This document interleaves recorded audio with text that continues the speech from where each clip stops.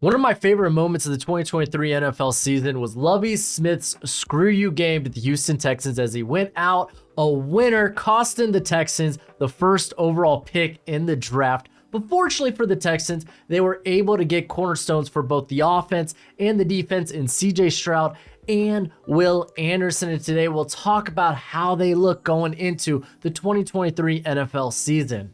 And what's crack-a-lackin'? It's your boy Broshmo, just in case you did not know. So go ahead, become a bro and subscribe. Leave this video a thumbs up if you enjoy the content. As always, let me know what you think in the comment section below. Let's have that nice, beautiful football discourse. And of course, this is the next part of my deep dive series, as we're going to be talking about the Houston Texans and how do they look going into 2023, from the scheme, the coaching staff, the roster in terms of the offense and the defense, and I'll give you a prediction at the end of the video. So let's go ahead, get this sucker started with the coaching staff.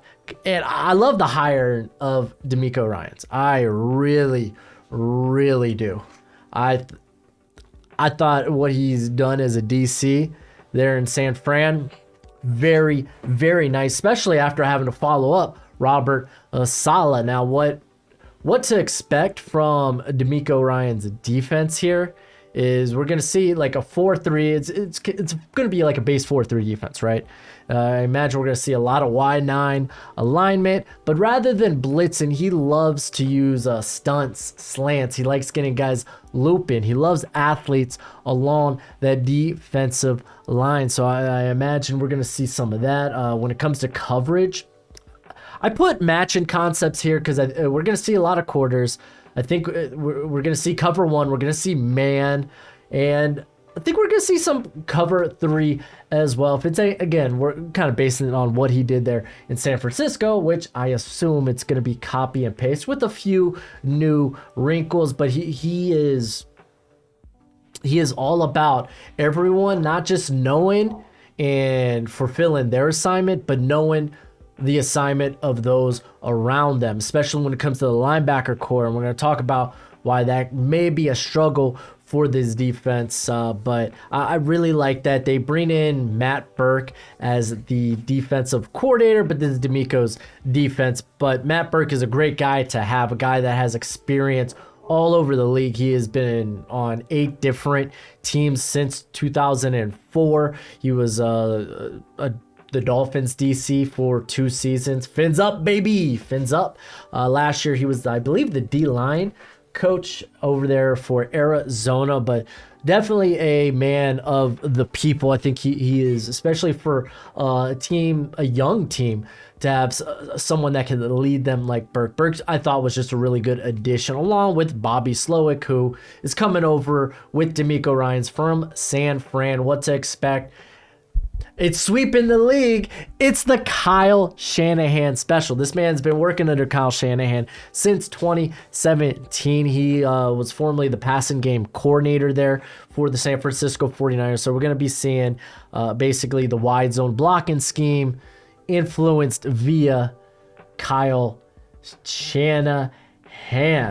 So kind of what I'm expecting. So we're talking motion, we're talking play action, we're talking about the occasional deep shots, getting scheming guys open so they can create after the catch. He makes use of receivers out of the backfield. Don't know how he's going to do that with the running backs they got on the roster right now, but also with the tight ends, which I like their tight end situation. I kind of do. So I guess without further ado, we're going to go ahead and get into the offense. But first, I got to shout out today's sponsor, Underdog Fantasy.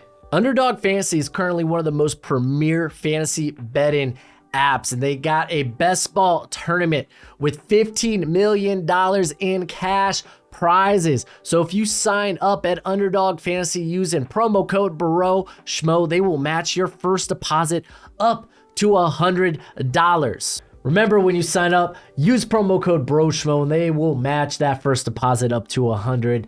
But as always, bet responsibly, my friends. And it's not just football. They got other sports going on as of right now. But looking at the roster, like, where do we really start here? I mean, I guess we could talk about where they drafted. Yeah, I think that's probably a good starting point. Talking about CJ Stroud, what does he bring to the table here? I thought some people were a little harsh on CJ Stroud in the draft process. Me being a draft channel, apparently, I kind of am. But I liked CJ Stroud. I thought he had a solid arm. If we're going to put it on a scale 1 to 10 in terms of NFL arms, I'd give it a 7. I think he has a solid arm. He can make a lot of throws. I thought he showed much better anticipation, especially with where he throws the football, especially towards the sideline. Like putting it out of the reach of defenders, but within the reach of his receivers, especially on the sideline. He could just drop it into the bread baskets of those receivers. And yeah, he gets the Ohio State rub of like, that guy so much talent. Of course he was going to succeed. No Ohio State quarterback can succeed in the NFL. I hate that argument. I'm not out. I'm not helmet scouted. Listen, I looked at CJ Stroud. I thought he was really good. I really did. Areas he could obviously get better at. Speaking of Ohio State, he was at the luxury of having a lot of good weapons, but more so having a very good offensive line. So you could say he held on to the football a bit too long in some cases, more conservative football, but he's a guy that he goes through all his reads. He doesn't want to quit on a play. Probably the biggest gripe with him is him under pressure. Like he was a radically different quarterback under pressure, and I know a lot of people be like, but look at that Georgia game, and it's like, cool, he got it right in his last game. But when we saw him under pressure throughout the season, it typically meant we were seeing like his in terms of, I would say, his production, his gameplay dropped by like 2/3. That's like how drastic it was. So I think he's going to be benefited from actually playing under a good offensive line. Let me just go ahead and show you my starters here. As yes, I got the offense rank as a bottom, so 26 to 27 or 26 to 30, or I think it's 27th to 32nd in the league. That's kind of where I project the offense to be, because they will have areas they will need to get better at. And it kind of starts with parts on the line. Like they have very good pass blockers in Shaq Mason, who they just brought over this season. Laramie Tunsil, one of the best pass protectors in the league.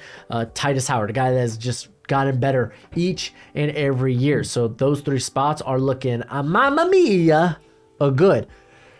Excuse me. However, the biggest concerns here, you bring in a rookie to play center, Juice Scruggs. I had him as, I think, an early day 3 pick, 4th round pick, probably more precise there. But so like, I thought he was a big reach for a guy I actually really like. Don't know if he's yet up to snuff for NFL strength, but I get it. You're playing in that wide zone blocking scheme where they ask their offensive linemen to be a bit more athletic. So I could see why they went for someone like him. Too early for me, especially with I was a big fan of Luke Whippler. Injury red flag with him caused him to drop radically. But the cat playing to his left, Kenyon Green, had a horrendous rookie year. Do expect these guys to get better, but it was a very bad rookie year, guy. The cat needs to polish up his technique in all kinds of ways, because I think he's got the build. I think he's got the strength.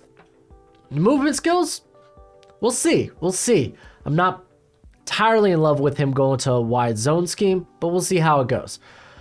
But like his footwork, foot speed, I don't think it was that good last year. His hands, the hand placement wasn't good. The hand usage just wasn't good. So he needs to radically get better at that, or else we're probably going to see that.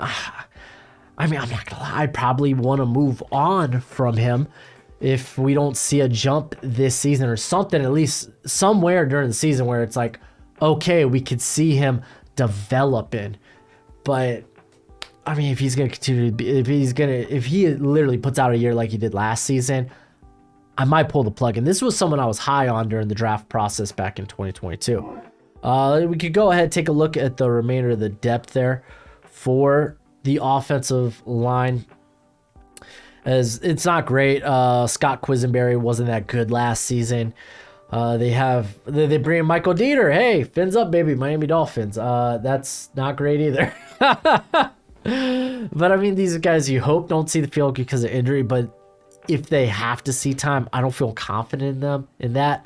They have a couple of rookies. You got Jared Patterson, who at Notre Dame, not the strongest guy, not the fastest guy, just someone limited from a tools standpoint, but put out like 4 to 5 years of really good production for Notre Dame. Tyler Beach, who was playing kind of tackle and guard at Wisconsin over the course of his career. And then last year, I think he was more of a rotation player. Not expecting much from him. You're looking at the tackles. Best tackle they got on here is Charlie Heck, who is more of a pass protector than he is a run blocker. Then again, this is also a scheme that I think he would benefit from. Not that I'm worried about the tackles, but if you do have injury there, could be a concern. Greg Little, just go ahead and bench your quarterback now to protect him from injury. That's how I feel about Greg Little. Killian Zier, I believe he was from Auburn. I can't really comment on him. But yeah, the offensive line, you have like 3 really good parts, then a rookie, and then someone coming off an abysmal rookie season. You can kind of hope things get better. Looking at the other starters we have there, the playmakers. Big part of this scheme is the playmakers. Can they create after the catch? I think a guy like John Mechie, who I have him listed as a slot, he can play outside. I wish he would, I think he needs to bulk up a little bit. I think he's a little slender to play on the outside, but he is essentially having a rookie year. Like, he had a redshirt last season because he had leukemia. Beat it. Got it. Beat it good. Like Michael Jackson. But someone I'm very eager to see, Robert Woods, when healthy, is a solid number 2 option. So kind of hoping he bounces back after a rubbish time in Tennessee. You got Nico Collins, who I think probably best projects as like a fine wide receiver too. I don't think he's someone that's I'm gonna be like, oh, look at this stud, but I think he's someone that can complement a better receiver. I don't think have that better receiver yet on the roster, but I imagine these are going to be your starters. Again, injury permitted. Robert Woods, probably the guy I'm looking at that could get hurt, but they have some interesting options when you go and look at the depth, because they drafted Tank Dell, who I love. Dude, he's kind of a unicorn, like at his size, but his speed, the quicks he plays with, the preciseness when it comes to his route running, what he can do after the catch, just out in space. I think he is someone that can be exceptionally dangerous. Maybe could kind of be how, if you remember, Marquise Goodwin with the Niners. So someone maybe to look out for there. I was a big fan of Tank Dell. They bring in Noah Brown, who was like a solid wide receiver 4 for the Cowboys. And then I imagine that Xavier Hutchinson is going to be the 6th wide receiver to make the roster there. He's good size, someone with good lawn speed, but not the quickest. A dude that can create after the catch, though. He was heavily utilized there at Iowa, both in the screen game and the short game, like slants and whatnot, but someone that could really create after the catch. I don't imagine Amari Rodgers make the squad. He is kind of a journeyman at this point. Just move back to running back. If I'm really looking, like Steven Sims, Jalen Camp, I don't see those guys making the roster. I think the name to watch out for is, unfortunately, I say unfortunately, but is actually another rookie here in Jared Wayne out of Pittsburgh. Good size. I wouldn't say he's a plus athlete. I think he's like average athlete for the position, But man, he shredded it up at Pittsburgh. I remember going and watching his tape last year. The first game I turned on was the Miami game, and it sucked. I hate watching my Hurricanes get slapped, but unbelievable game by him. I think he could be, it's probably a long shot to make the roster, but someone I definitely would watch out for. Talking about the tight ends, because like I said, tight ends get utilized quite a bit in this with this squad. And Dalton Schultz was a huge pickup. Dalton Schultz is a phenomenal player, guy that is a solid run blocker, and someone who is just a very good security blanket for the quarterback. I think he might actually end up being potentially the premier pass catcher here for the Texans. So I'm very eager for that. I've been a big mark for Dalton Schultz. When we're looking at the other tight ends on the roster, really I don't think there's much to see here. Like Tegan Quitoriano, there we go. More of a blocking tight end there. He was a part of the duo back in 2020. Yeah, with Luke Musgrave. Luke Musgrave being the receiving option, and gonna call him Tegan. I don't want to butcher that last name once again, but he was more of the blocking option, which is kind of fine because Brevin Jordan is the receiving option there. If we're going to talk, if you want to have another receiving option on the field or another tight end on the field that could be a receiver, Brevin Jordan is that guy. It could come in and play the big slot. So I think those are probably the two other guys to talk about. So like they're solid at the tight end position. I think that's very good tight end depth there.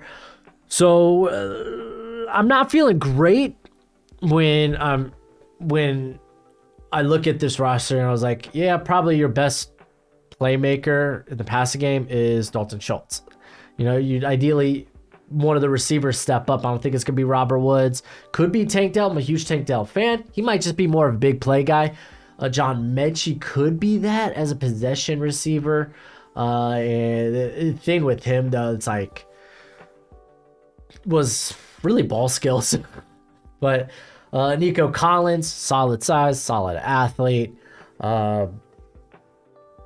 okay route runner. So it's like I just don't think that receiver's on the squad just yet for them. But let's talk about the running game. The running game, it's gonna be interesting because I was looking at like this team as from a run blocking standpoint, and I kind of feel it's very mid at best, and that's assuming like Kenyon Green takes that next jump. Assuming Juice Scruggs has at least an okay season. It's a very average run blocking line, but luckily they got stinking Damian Pierce, who is just a bull. I was a huge fan of Damian Pierce coming out of Florida. I thought he was a dude that could like cut on a dime and might not be like the fastest guy or like great long, like the guy that's going to blow up big plays, but I thought he was solid in the passing game. Granted, he runs the running back route tree, so we're talking screens, swings, wheels, and stuff of that nature. But he does that exceptionally well, especially when he gets out into space. Like, he's just so hard to bring down. Devin Singletary is a fine complementary back, kind of a guy, very, very average. There's not one, I would say, one trait that, or one trick that Singletary can really hang his hat on. He's more of a jack of all trades, just master of nothing. Mike Boone is Mike Boone. And honestly, that's the best you can get it from me. If we're going to talk about I want to talk about another rookie here, though, that could have a potential to interesting. I'm gonna look at something too after this, but I want to talk about rookie here in Xavier Valladay, who was initially from, I want to say it's Wyoming. I can't remember though. But he transferred last year to Arizona State, had a banger year. He's built for this type of blocking scheme. Once this man sees the hole, once he sees daylight, good luck catching him. He's got that long field speed. He is the one guy on this roster in among these running backs that I'm like, This is a guy that fits the scheme. This is a guy who fits the scheme. All right, let me move this sucker back. And I want to look at this Trey Hairston. He sounds familiar. Is this Central Michigan, I want to say? But I thought he was an edge player. So he transitioned to fullback? Yeah, that's dope diggity. I was like, that name sounds so familiar, but I remember him on the defensive side of the football. Hey, you do you, boo-boo. I like that. Go get your money. He's like, hey, I ain't going to make it on the edge, but let me come in and be the Swiss Army knife. All right, well, one last look at the starting offense here. Again, I put where are the playmakers? It's kind of the biggest question. That's why I have them as a bottom unit, but that's all right. This is a team that's, I know it feels like they've been in a perpetual rebuild since things went south with Watson, but I think things are trending up. So let's go ahead. Let's take a look. Let's take a gander at the defense. And yeah, I have them as a bottom ranked unit, but I do. That's why I put better than you think. Like, there's a lot to like about this defense, but let's just kind of run through the starters real quick before I actually just dive in. As drafted Will Anderson in the first round, traded up for him, actually viewed as the top pass rusher in this class, and I like it. I like him coming to a wide 9 alignment where he could play outside of the tackle and get after it. They could take advantage of that speed and that explosiveness he brings. Opposite of him, I have Jerry Hughes. It's going to be between him and Jonathan, is it Greenyard? I always want to say Grenard, but the former Florida edge player who was kind of beat up last year and didn't really after kind of having a breakout year, didn't really continue that steam. And I would say some of that was injuries. I think he only played in 8 games last year. So I think him and Hughes are going to split time. Hughes has been just very effective player. The dude just has longevity for the game. Love to see it. Malik Collins and Sheldon Rankins on the interior. And let's just go ahead, jump into the defensive line. As I'm just going to scoot this over a little bit. There we go. As I mentioned here, even our lads, they have I'm going to just call him Grenard as the starter here, and I think he'll be the early down guy. He's he's a very good run defender and pass rusher. Last year didn't really look the same as the year prior, but probably a young guy that they probably want to take advantage of anyway. But the thing is, man, with looking with the Niners, if you weren't like Nick Bosa or Eric Armstead, you're kind of just a part of the rotation. And they use a deep rotation. They love being deep on the defensive line. And I feel like Jonathan Grenard, like I said, I'm going to keep calling him that. And Jerry Hughes will be a part of that. Hughes, very good pass rusher. I think he had 58 pressures, 9 sacks last season. But someone who is a bit of a lighter guy in the run game, more of a disruptor than someone that's more than a disruptor than someone who's going to be able to work off blocks. But I like that. Going deeper into the edge position there, they have Chase Winovich, who was someone I was very high on coming out of Michigan, and he had a stellar rookie season for the New England Patriots, then found himself in Bill Belichick's doghouse, eventually got traded in a 1-for-1. It was him. He was traded for Mac Wilson, and he didn't do anything with the Browns last year. Part of that could have been injury as well, but now he's another athletic guy looking to find the right place for him. I do end up thinking Jacob Martin ends up playing over him, though. Jacob Martin, someone who's familiar with Robert Saleh, playing with New York last year, so he's familiar with the system, the scheme. So someone I think that's actually going to be more involved in the rotation than Widovic. You have Dylan Horton, who I loved at TCU. He was someone that was playing like that 4-eye because playing Big 12 defenses, so 3-man front, so he's constantly playing over top or inside of the tackle, but he was very good. I believe he was a former safety. Was it New Mexico he initially came from before transferring to TCU?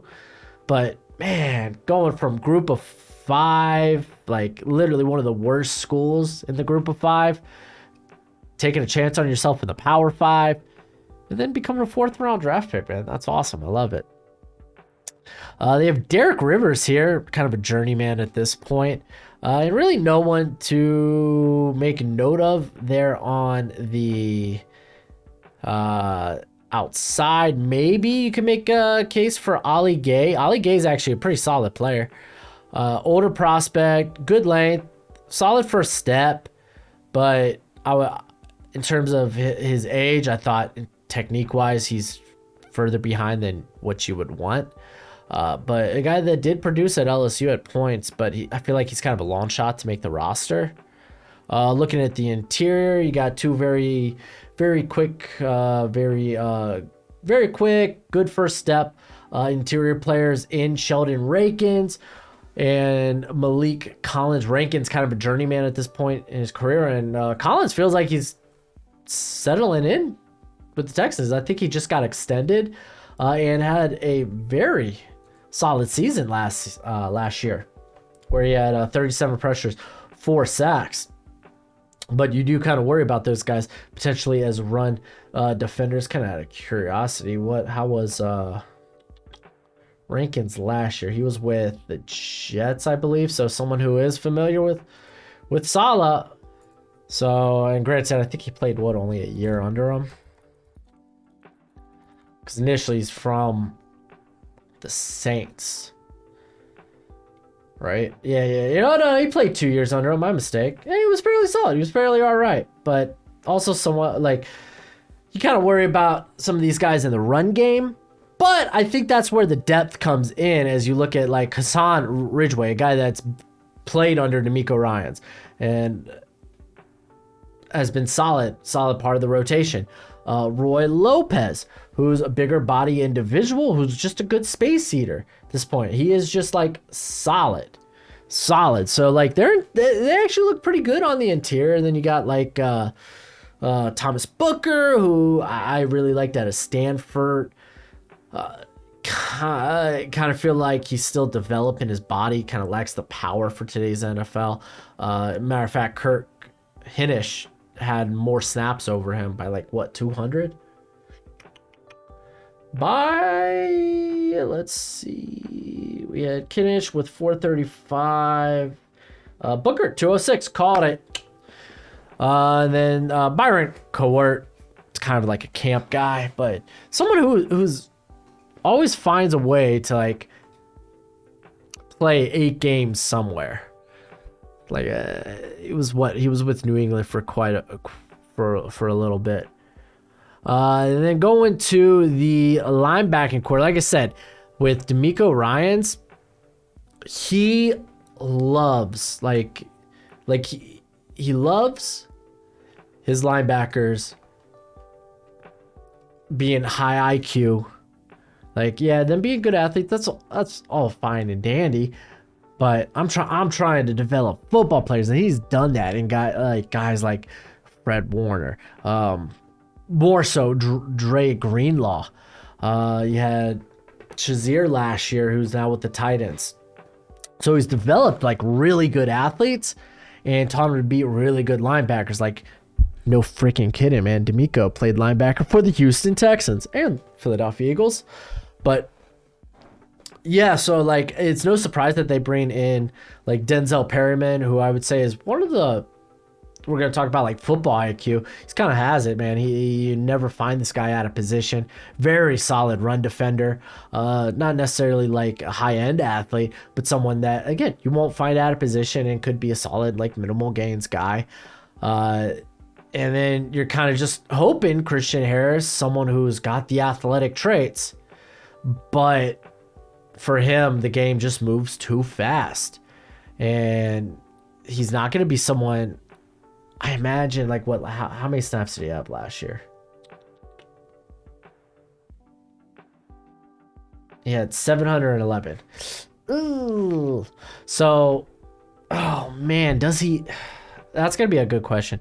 Does he reach that? But it's not like they got. It's not like they got great depth at linebacker.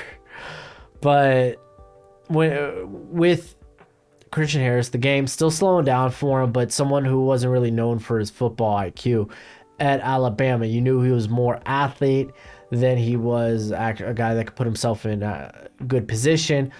And he wasn't really a guy that had made splash plays in coverage. So are you really going to rely on this guy to be responsible for having to pass off his coverage assignments?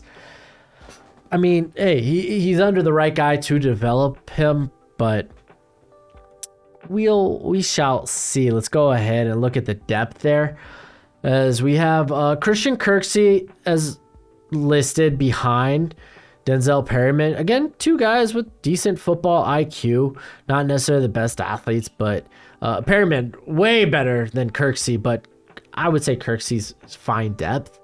You have Corey Littleton, who is just a very solid coverage player at this point. In his career, he's kind of like a Jayon Brown, where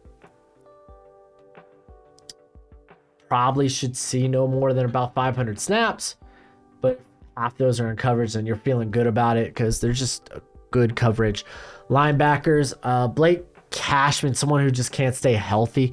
I'll be interested if he makes the roster, but again, someone who's a very good athlete. Jake Hansen, someone out of Illinois, them Illinois guys. I actually really like Jake Hansen when he was coming out of Illinois. But if I'm gonna call my shot on a guy that probably doesn't make the roster, but launch on a guy that maybe makes the roster and sneaks into having like some sort of contributor role, it's Jake freaking Hansen. What was him last year? 205 snaps. And golly, dude, 5 pressures, 3 sacks, and only 10 pass rushing snaps. You'll love to freaking see it. Not great in coverage, but I don't think bad. I mean, yeah, he's a minimal gain guy, but it's fine. Henry To'oTo'o, again, someone who, again, didn't test out nearly as good as an athlete as we anticipated, but still tested out as a good athlete for the position, which I just had bigger expectations for him. But someone that still kind of getting it together. Someone who didn't necessarily take the best angles, wasn't the best finisher in the run game. And I think I described him a lot as if you tell him where you live, he ain't never gonna find your house, but he's gonna be in the block. He's gonna be circling the block that you live in. That's kind of him as a tackler. He gets in the general area, but he doesn't always find his destination. So that'll be interesting. It was no surprise he kind of like slipped to the 5th round at that point. So linebacker core, it's fine. Is it great? No, but with Denzel Perryman there, like, I think it's solid enough. Christian Harris, does he take that step up? Linebacker kind of a position now in the NFL. It seems it takes like a couple of years before like these young guys could get their foot in, and by that time it's like, all right, well, it's your contract year. Like, you definitely better look like a starter now. Like, because it's funny, like, you look at even guys like Devin White, who's just been this roller coaster ride, Patrick Queen, who's suddenly starting to put it together. So it's like, yeah, it's sometimes it's a position hard to get right, and a lot of teams kind of, if they don't hit it big with one of their draft picks, they end up just bringing in these veterans who can be solid pieces there. But I'm really excited for this secondary. So let's go ahead and get into it. As I have Derek Stingley on the outside there, along with Steven Nelson. Steven Nelson, just solid corner 2, older guy, good mentor there. They do bring in Shaquille Griffin as depth. Kind of had an abysmal year where he got benched at in Jacksonville. Also was banged up, but I say abysmal. It wasn't abysmal. It was under what they were paying him. But I'm excited to see this next step for Derek Stingley, especially them going to more. Like you're gonna see more man coverage. You're gonna see again matching concepts, where over like about 10 yards you're picking up that guy, because like with him he really struggled acclimating himself to Lovie Smith's like zone heavy defense. He really did, and you could tell like there were times where he's just like kind of focused on his like where his landmark is, where he needs to be his assignment, and when it's time to like for him to like bear down and close in, that he was typically late to the football. So dude's a great athlete. I expect a good jump from him. It's just unfortunate that he was drafted ahead of Sauce Gardner, because now there's always going to be that comparison. Woof. I currently have Desmond Keene here in the slot because there's really nowhere else to play. He is literally a slot only player in the NFL. But I think he could have someone coming after that role here. Let's just go ahead, talk about where you at? Was Tavir Thomas, who like low key, like a guy that deserves much more playing time than he has gotten, as what he only had about 409 snaps last season, but someone who's a solid blocker, comes downhill very quickly. I think that's the guy that they should be putting in the slot, I guess. Grooming to be their next slot player. Desmond Keene, kind of a journeyman at this point. I did mention Shaquille Griffin as depth, but they also bring in Darius Phillips, who I'm a big fan of. I think when this dude's had opportunities to start, if it's over a short period of time, he could do really well, but it isn't a guy that if you're walking into the season with him as one of your starting outside corners, you're in trouble. But as a quarterback 4, I feel really good about that. I've been a constant Darius Phillips fan. But yeah, not really much to write home about after that. Yeah, no, there really isn't. So, yeah. Looking at the safeties, I'm going to jump back to this. I made these stinking overlays, so I'm going to get my money's worth out. I say my money's worth. I'm going to get my hard time. I put in a lot of work, so I'm at least going to put it in the video a ton. We got Jalen Pitre, who was around the football a lot last year. But we knew that about him coming out of Baylor. The thing was, he a bit more of a more, I don't want to say slender, more compact. So what do they got him listed at? 5'11", 198. Oh, actually not that bad. Not that bad. I wonder what I had him coming into the draft. What was his Senior Bowl and Combine measurements? But yeah, great nose for the football. Not necessarily like the rangiest guy, but he knows how to get where he needs to be. Last season he struggled slipping off tackles.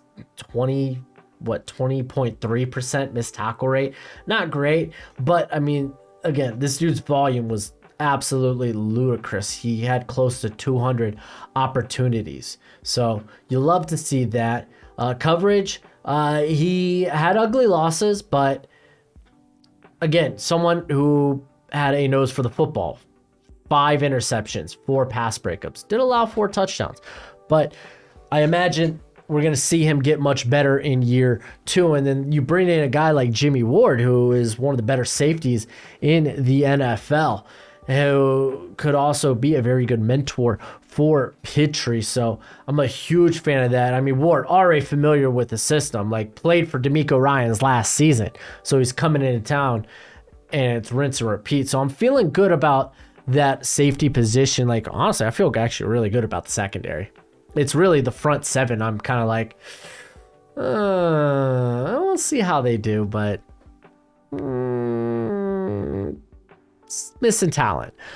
But no, I'm really optimistic about this secondary. Looking at the depth that they have there at safety. MJ Stewart, fine. Eric Murray, fine. Overpaid, but fine. Who was that? Bill O'Brien? One of the worst sign-ins, man. I thought that sign-in was a joke when it happened. But yeah, no, Eric, like those are fine depth guys. They have Brandon Hill coming in, someone who I think he probably at Pittsburgh, didn't he primarily play out of the slot? See, I'm just gonna go to my what did my eval say on him? Looking at my safety list, he was safety 23 for me. And yeah, I had a guy projected to be a slot in the NFL, lacks size to be safety. Yeah, that makes sense. So Brandon Hill might be actually be more so should be here. I don't know, we'll see. But it's good. Like the backups are going to be Stewart. It's going to be Murray. But I'm really optimistic about stinking what to expect from the secondary.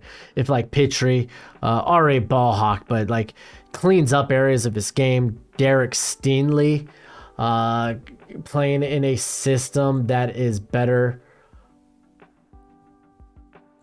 that does a better job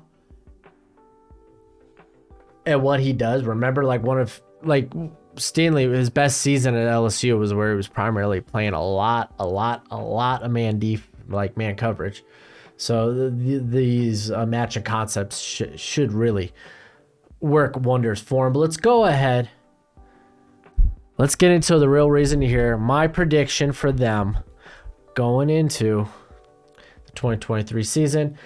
Looking at them, their current Vegas has their win total at 6.5.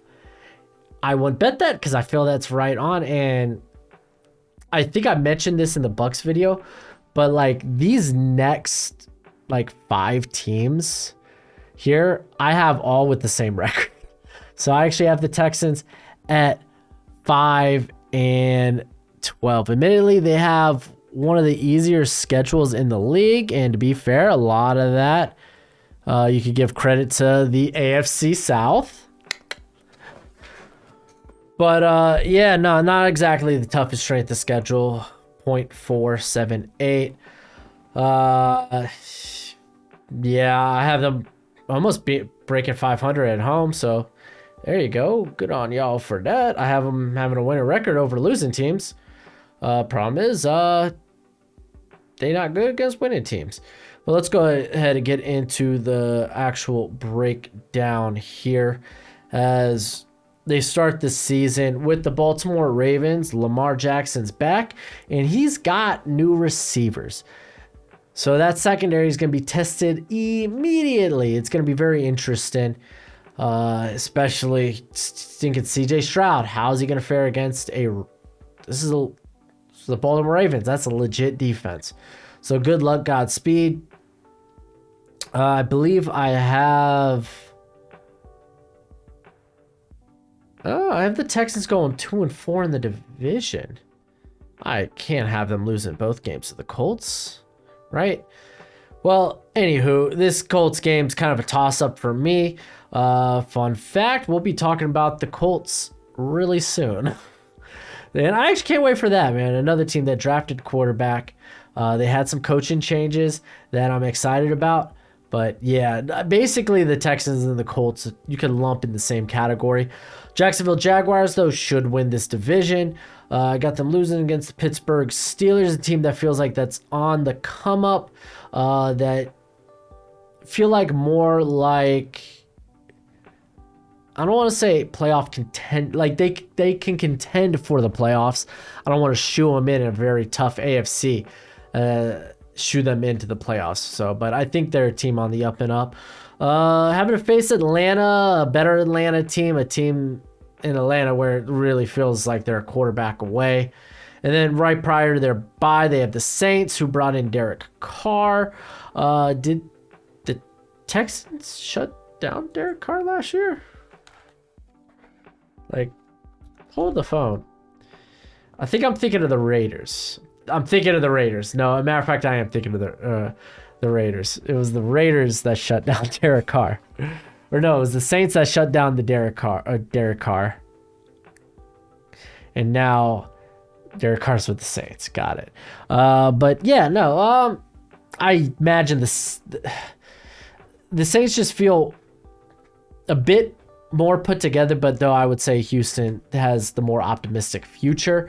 Luckily, they get their bye. Unfortunately, that bye feels like it goes to waste because they come off their bye and they face the Carolina Panthers, who are also coming off their bye. So not exactly ideal. I do have them getting a win over the Patriots. I said the Patriots because Tom Brady used to play for the Bucs too, and he's not even there anymore. But the Buccaneers, I think they're going to be able to sneak some wins against maybe teams they shouldn't, because all in all, I think the Buccaneers are a more well put together squad. Really do. Bengals, that's going to be a tough one. I mean, that kind of sucks. You have to face the AFC North, like arguably probably the best division in the AFC. Yeah, all those teams should be fine for the playoffs. Some people are going to make a case for the AFC East. And I think that's fair. I got them beating the Cardinals because the Cardinals are going to be a hot mess. So they lose 2 to the Jags. Okay, that's where their 2 losses come from. I have the Jags beating them twice. Which, consider where we saw the Jags, they took that next step. The Texans, you're not there yet. You're kind of where the Jags were about 2 years ago.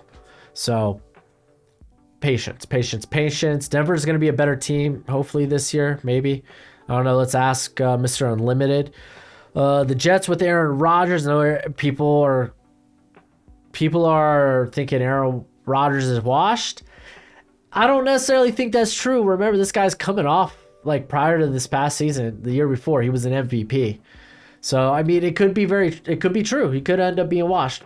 But at the same time, I'm not ready to buy that just yet. I have them. Oh, no. Do I have the? Oh, that's funky. Okay, so I have them beating the Tennessee Titans twice. And the Colts actually getting 2 wins off them. Which, I mean, to be fair, by the end of the season, it makes sense. The Colts, I think that the Colts are a bit further than where the Texans are in terms of their development.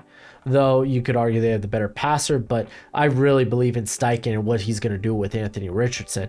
And especially by week 18, the offense is going to be running on all cylinders. I have the Texans winning 3 of their last 4. That's interesting. Very interesting. Got them being the Browns. Of course I do. Screw you, Deshaun. This is the Texans clapback game. Dude, that's going to be wild, man. Houston's not going to have a good reaction to Deshaun. They just not. But, yeah, no, I mean,